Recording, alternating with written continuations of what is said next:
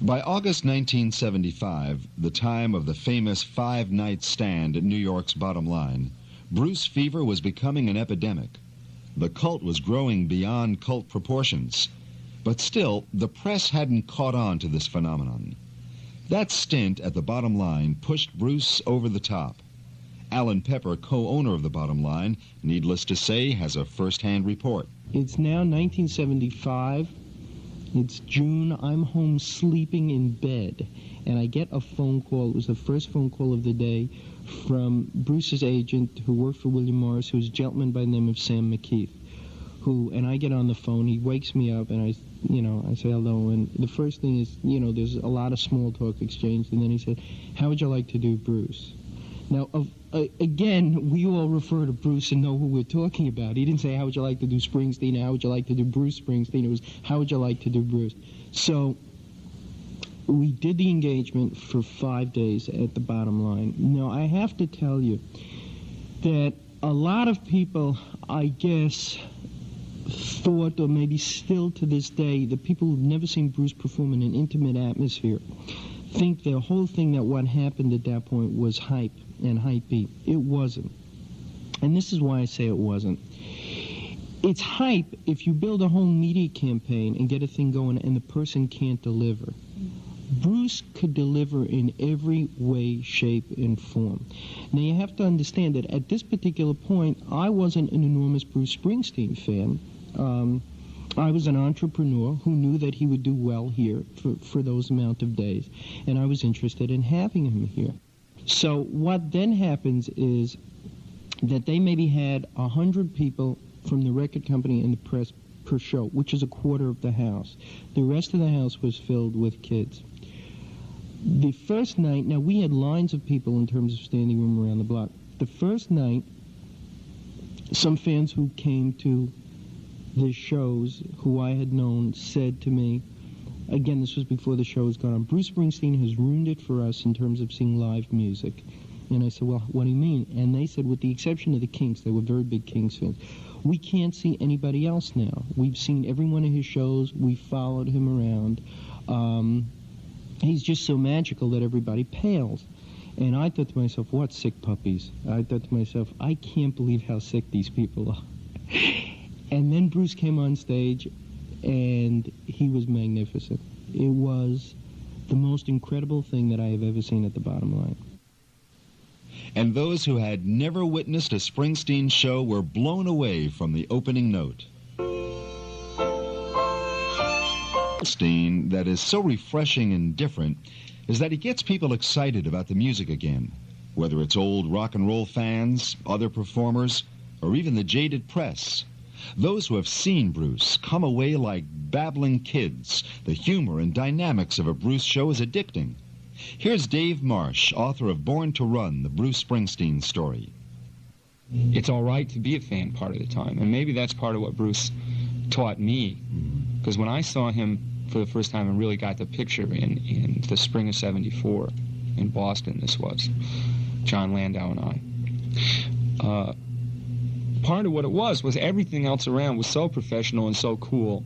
The writers, I think in many ways radio, and in a lot of ways the rock and roll performers themselves were just so cool and so distant and so professional.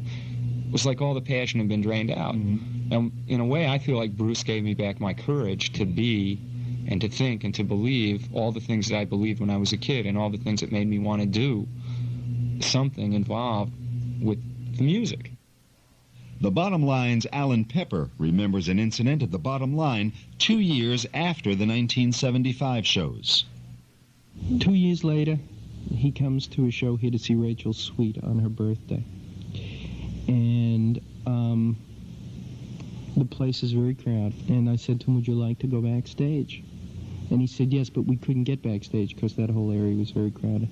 So he and I went around to the back in the service area and literally climbed up half a wall to go backstage. We climbed and crawled across the stuff backstage. And when Rachel came off stage, he was sitting just backstage with a big smile on his face. And she didn't realize who he was at first. I mean, he's a big idol of hers as well. and she didn't realize who was. Once she realized who was, she started to shake. She literally started to shake. So the point is that he's got that kind of effect on his contemporaries as well. And that night, as we walked out, Rachel Sweet's name was on the marquee, and Bruce was going to get a cab because he didn't have a car at that point. And a young cab driver came driving up, and he said, with a big smile on his face, "Who have you got for me?" Rachel Sweet, looking at the marquee, and all I said was, "No, Bruce." And this guy started to shake behind the wheel. He said, "Are you serious?" And I didn't think he was going to be able to drive the car. So whether it was Rachel Sweet or some young cab driver, I mean, everybody apparently has that kind of reaction to him. And yet, as I say, he's the most down-to-earth person in the world. You could walk over to him and just talk to him, and he will respond back in kind. Richard Neer speaking with Bruce about the fun he and the band appear to be having while performing. That's one of the things about your band. You guys look like you're having a good time. You look like you're not working, but you're out there really enjoying yourselves. And you can't really look that way unless you are, I suppose. I don't know. It's like I started, I remember as a kid, I started playing guitar because I wasn't having any fun. I wanted to have some fun, And so I started playing, and like that's been the main thing that that I've been trying to maintain, through all, like, and sometimes too, to the degree where I ignore some things I shouldn't ignore, I guess, but like, for me that's what it's about, it's like I want to go out on stage and I want to have a great time. For this special program agreed on one thing. Bruce is not only a tireless performer, but totally devoted to his fans. Here's Alan Pepper. The wonderful thing about him too is he really gives an audience their money's worth. I guess some people will think to an excess to a certain degree, but again, you have to understand the people who go to his shows, who see his shows, really want to hear everything that he's got to offer. John Scher of Monarch Entertainment. I've seen him after shows being absolutely and completely emotionally and physically drained, yet sit there until every last person, from the record company to the fans to the press, got a personal, personal hello and an autograph and a little bit of a talk. That's very rare. Now, there are other people, I've seen some members of The Who do that. I've seen members of the Grateful Dead do that often, but it is rare, I know that he feels very, very strongly, about his audience and about the kids who supported him, and about the Jersey kids. I know he's always been. These Meadowlands shows are going to be the first real big shows that Bruce has ever been able to play in Jersey. He's always been limited in the past to college shows or to Capitol Theater shows, and by I mean limited in capacity. But I know that every time we've done a show, that we've been involved in a show, he and John Landau, his manager, have gone out of their way to make sure that the real fans are taken care of. I remember when we did the Capitol dates, I think it was in 1979, which were, sort of a benchmark, in at least in my history as a promoter and the Capitol's history.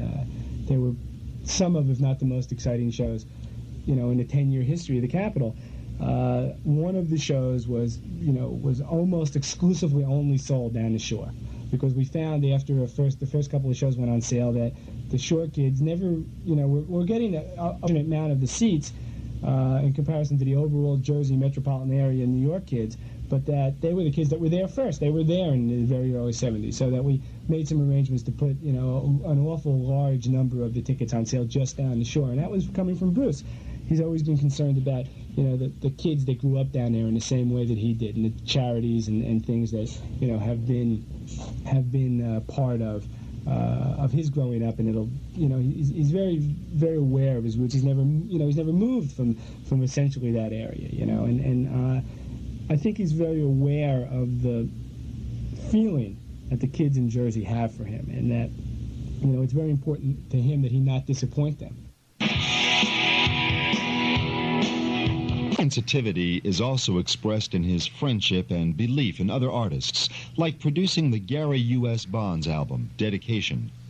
Gary recalls that there were many delays holding up the production of his album due to prior commitments on Bruce's part. Of course, I had a long wait there, and I didn't know. But he kept assuring me every couple of weeks or so, he'd call up and go, "Hey, I haven't forgot." I go, "Okay," and he said, "You wait." But he kept me assured throughout the whole waiting period, so it wasn't really as bad as you might think.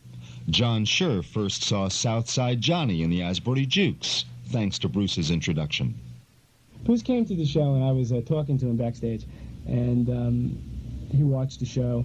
And when the show was over, he was still hanging around, and that wasn't sort of very much like Bruce. I mean, he had, he'd come to a lot of shows, and still, for that matter, shows up every once in a while when he's home, at a show in Asbury or a show at the Capitol, and certainly still frequents all the clubs down the shore and throughout Jersey.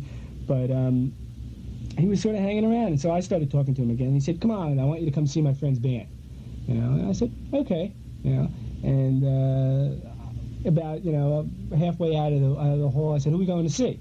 And he said, he told me Southside Johnny and the Asbury Jukes. I said, "Oh, great." I said, "I'd been meaning to go see them anyway." I guess in his own way, he knew that I, in some small way, was one of the links for them starting to happen, and I booked a lot of the college shows and the concerts and stuff in Jersey, and that if the Jukes were to get out of the bars, that I might have been one of the links to help him do that. And he was right, because I fell in love with him from that point on.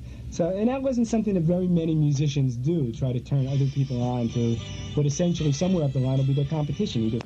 Tomorrow night, in Part 2 of Bruce Springsteen, the man, the songwriter, the performer, join Richard Neer, who will be speaking with Robert Gordon, Warren Zevon, Southside Johnny, and others about Bruce the songwriter.